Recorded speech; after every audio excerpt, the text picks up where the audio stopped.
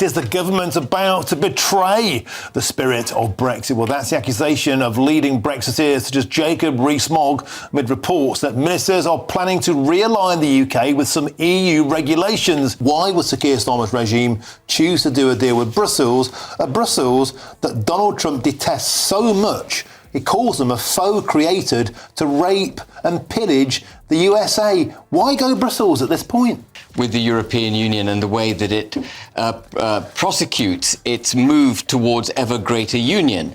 And even though we're outside it, Keir Starmer would like to be in it.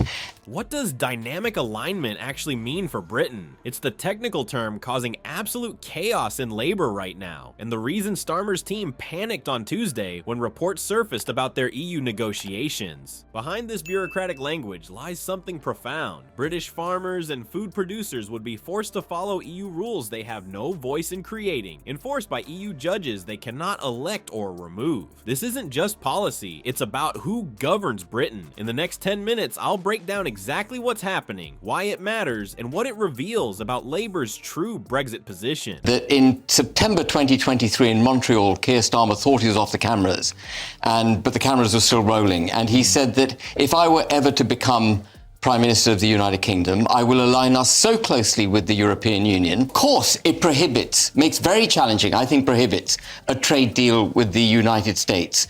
But more significantly in my mind, it takes another massive damaging hammer blow to the British democracy. Domestic matters in the United Kingdom as to whether or not, for example, we're adhering to their standards.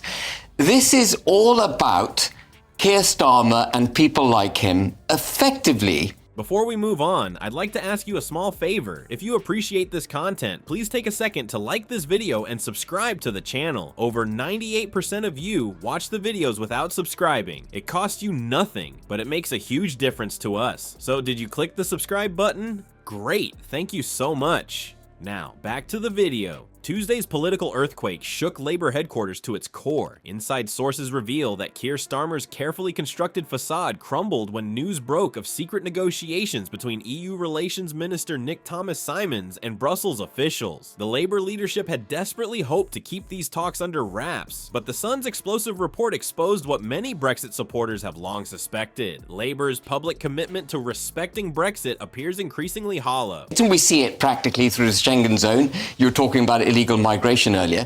If you do away with nation states, the only way to describe heads of those states is as being anti the states of which they are head. As a result of this tilt towards Brussels is the Irish Sea border, because one of the biggest problems between Northern Ireland and Great Britain now is the withdrawal agreement created a border for sanitary and phytosanitary items. We talk about the Brexit betrayal. The Brexit betrayal was the withdrawal agreement in 2019, when we decided to leave Northern Ireland behind.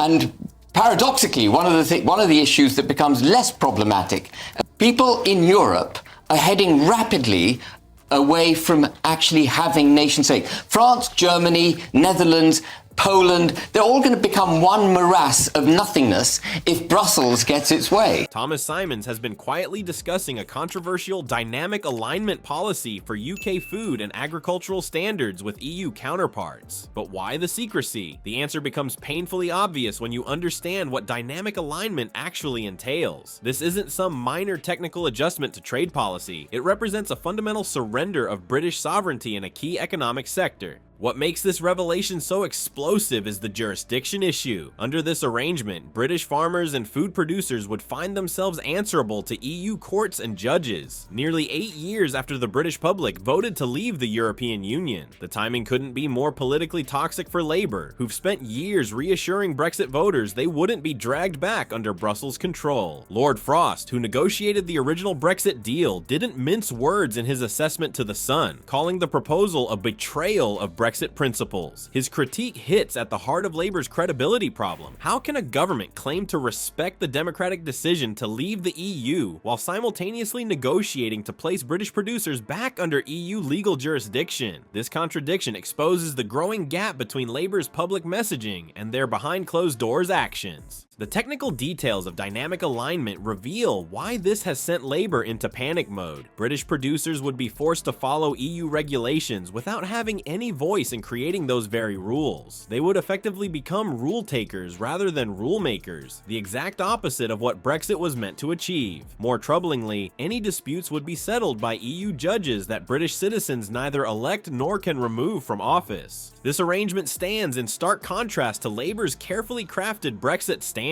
For years, Starmer has reassured voters that Labour respects the Brexit decision and has no intention of rejoining the single market. Yet dynamic alignment effectively implements a key aspect of single market membership, adherence to EU regulations, without the benefits of having a seat at the decision-making table. This growing dissonance between words and actions raises serious questions about Labour's trustworthiness on this fundamental issue. Thomas Simons's negotiations appear to be part of a broader strategy to reset UK-EU relations. While he has publicly dismissed notions of returning to free movement, critics are justifiably concerned that capitulating on trade laws and legal authority marks just the beginning. If Labour is willing to surrender sovereignty in agriculture, what other sectors might be next on the chopping block? The government's willingness to hand control of food standards back to Brussels begs the question: is this merely the first domino in a carefully orchestrated plan to gradually reintegrate Britain with EU structures? Many observers believe so, seeing dynamic alignment as a testing ground for further integration, a way to normalize EU control without explicitly acknowledging a reversal of Brexit. No wonder this revelation has caused such anxiety within Labour's ranks. Dynamic alignment strikes at the heart of the party's carefully cultivated image as safe hands on Brexit. By effectively surrendering UK sovereignty over food and agricultural standards to Brussels, Labour risks confirming what many voters have suspected all along, that their Brexit position has been built on deliberate misrepresentation. The leak has created a profound credibility crisis for Starmer. After years of claiming to respect the referendum result while criticizing the specific Brexit deal, Labour now appears to be implementing policies that contradict their public statements. This suggests a troubling pattern, saying one thing to voters while doing something entirely different behind closed doors. As one source cited in The Sun put it, this move might confirm the very suspicion many voters have harbored all along, that Labour says one thing but will always bend to Brussels. The careful narrative Starmer has constructed around Brexit is starting to unravel spectacularly, revealing what critics characterize as a dangerous slide backward into EU control. As this crisis unfolds in the coming days, the real test for Labour isn't about damage control, but whether their entire Brexit position can withstand scrutiny. The fundamental issue at stake transcends technical trade discussions. It's about whether Labour's actions align with the promises made to voters about regaining control over British laws and borders. The dynamic alignment controversy strikes at the heart of Brexit itself. Who governs Britain? This isn't merely about agricultural standards or trade protocols. It's about whether millions of Brexit supporters were deliberately misled about Labour's true intentions for Britain's relationship with Europe. The answer to that question may reshape British politics for years to come.